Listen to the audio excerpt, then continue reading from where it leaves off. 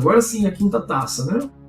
E o quinto anjo derramou sua taça sobre o trono da besta. Veja que não é mais sobre o planeta nem a criação, né? É o trono da besta. E o seu reino se fez tenebroso, e eles mordiam suas línguas de dor. Agora olha a quinta trombeta. O quinto anjo tocou sua trombeta e viu uma estrela que do céu caiu na terra, e foi-lhe dada a chave do poço do abismo. Lembra que nós entendemos que aqui, essa chave do poço do abismo, vai subir uma entidade chamada Abaddon, ou Apolion, que aí vem do Apolo, né, dos deuses dos gregos, que é do juízo. Então, a quinta taça é derramada sobre o trono da besta, sobre aquele que governa o mundo e as nações e as tenta, as seduz. E olha o paralelo com a quinta trombeta. Esse Abaddon ou Apolion, nós vimos que a possibilidade de ser um grande líder do Império dos Partos, né, ou dos persas, que eram inimigos mortais dos romanos, que esse daí vai ser afetado, porque agora não vai ser mais necessário as guerras, os conflitos, os impérios não vão mais se degladiar. Então, assim como a águia anunciou que as 3 últimas trombetas seriam os 3 ais, nós temos também aqui as 3 últimas taças, agora não mais sobre o planeta e a criação, mas sobre governos, sobre exércitos, sobre autoridades, entidades, potestades. É o que nós vamos observar da quinta taça em diante, como é o caso aqui.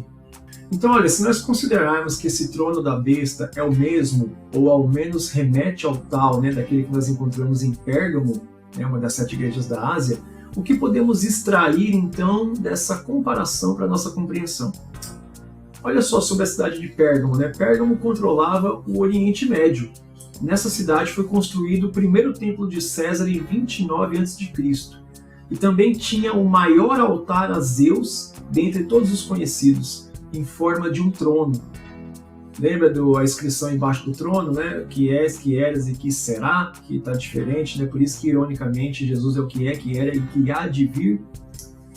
Seria essa referência provavelmente ao trono de Satanás, que nós já vimos nas 7 igrejas da Ásia, né?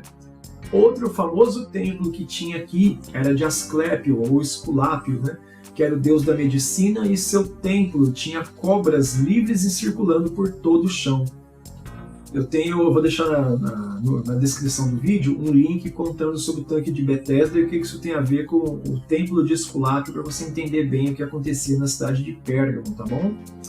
Dessa cidade de Pérgamo vem também o termo pergaminho, né, que é onde era criado e comercializado, e possuía uma grande biblioteca, então era uma cidade muito rica em cultura.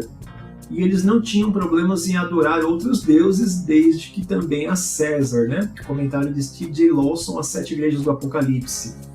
Inclusive, este livro, muito bom, ele é dedicado somente a contar a história, a parte histórica mesmo das 7 Igrejas do Apocalipse. É fundamental para compreender cada uma das 7 igrejas. A compreensão dele, assim como a que eu tenho, é que as 7 igrejas representam a totalidade dos tipos de igrejas representados, com suas virtudes e defeitos e com suas advertências, e os seus tipos de pecados e a redenção para cada um deles, o arrependimento, visto que há uma exortação no final de cada uma das 7 igrejas. Há o que vencer, aí você conquista isso, isso, aquilo, aquilo. Então, se nós entendermos que essa taça derramada sobre o trono da besta, se a gente associar com o trono de Satanás da igreja de Pérgamo, quer dizer que a adoração aos líderes que se queriam colocar no lugar de Deus é destruída através do juízo de Deus aqui nessa taça. Temos também uma menção aí à famosa doutrina de Balaão, né, da igreja de Pérgamo, mencionado aqui. Você encontra esse texto lá em Números 25, de 1 a 5, né, que Balaão ele era um profeta e ele fazia o povo de Israel tropeçar nas seduções, prostituições, idolatrias por conta própria, né?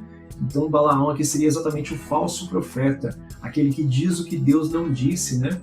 Temos também aí uma menção à doutrina dos nicolaítas. A tradição é de que Nicolau foi um apóstata, né? Aquele que se afastou da fé, que abandonou a fé. Ele era da fé e se abandonou da fé, né? Ninguém é apóstata, ninguém se abandona, se afasta da fé, se um dia não teve fé, né? Então a tradição diz que Nicolau foi um apóstata que pregou a flexibilidade entre a vida cristã e a vida pagã. uma espécie aí de ecumenismo, né, que é todas as religiões se aceitarem, conviverem bem e participarem dos cultos em comum. Veja que não se trata de tolerar as outras religiões e respeitar, mas é participar, tá? O ecumenismo ele prega inclusive a participação dos ritos religiosos, a cooperação e o compartilhamento dos ritos, né? Isso seria o ecumenismo, tá? Tal qual Nicolau aqui pregava sobre isso, né? Um panorama bem semelhante à sedução de Apocalipse 13 e Daniel capítulo 3, que nós já comentamos, né? Se você não viu, volta lá no meu vídeo que eu falo sobre Daniel capítulo 3 e Apocalipse 13 para entender que a Babilônia permitia que você adorasse tudo desde que adorasse ela também. Por isso Roma é chamada em Apocalipse de Babilônia. Você vai reparar que Apocalipse não traz a palavra Roma nenhuma vez, porque nós já estudamos também que o objetivo é que a carta saísse da ilha de Patmos, passasse pelos carcereiros ou alfandegários, e eles examinavam para ver se não tinha nada comprometedor no conteúdo dos documentos para poder enviar ela para fora. Por isso que a palavra Roma não aparece. Então, quando eles liam Babilônia, sabiam que não existia mais Babilônia, falavam, isso aqui é loucura desse povo, pode mandar essa carta para frente que não tem nada. E aqui, interessante que os homens mordiam a língua de dor, né? Será que é apenas uma coincidência? Ou é pelo fato deles falarem palavras de engano para seduzir as nações e os povos, né? Então olha que interessante, o contexto do Apocalipse, o contexto de Roma ser a Babilônia, aí aqui você tem o contexto da cidade de Pérgamo, que é uma cidade que permitia que se adorasse todos os deuses, desde que você adorasse ela também. Ela tinha flexibilidade religiosa, ela é extremamente ecumênica, a cidade onde estava o trono de Satanás, e a quinta taça derramada sobre o trono da besta, né? Olha quantos paralelos. E aí a menção de Pérgamo, a menção da doutrina de Balaão, que dizia aquilo que Deus não dizia, que fazia os homens errarem pelas suas falsas profecias, caindo em sedução, prostituição e idolatria, que é o contexto da sedução e tentação que viria sobre toda a terra, fazendo as pessoas apostatarem e aceitarem a marca da besta. Por isso que eu insisto, não tem como a igreja não estar presente durante o período de sedução da besta, do anticristo. Só apostata da fé quem tem fé.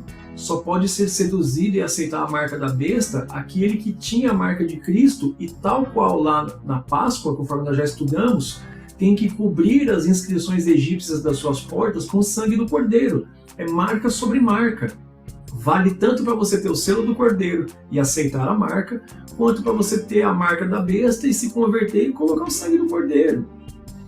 Veja que as advertências são feitas para os povos da terra e tem um clamor dizendo, sai dessa terra, povo meu. Veja que o povo ainda está submetido à tentação, mesmo os selados do Cordeiro estarem com o Cordeiro no Monte Sião. Eles ainda estão expostos e existe a possibilidade de serem tentados. Por isso esses homens lá no capítulo 14 aparecem como virgens, porque eles se abstiveram das suas relações, eles se mantiveram puros para estarem aptos para participar da batalha santa. Olha como que tudo tem a ver. Por isso que eu falo, o conceito pré-tribulacional, ele precisa olhar com mais carinho para os textos e remeter ao que os textos estão dizendo. Então temos aqui a doutrina dos Nicolaitas, que é você pregar uma flexibilidade religiosa, tudo é permitido, desde que você adore também o sistema. A doutrina de Balaão, que é profetizar aquilo que Deus não disse para fazer o povo se enganar. Tudo são seduções, tentações, enganação, falsos profetas. Esse é o contexto. E esses alertas são feitos aqui na taça em questão, a quinta taça sobre o trono da besta.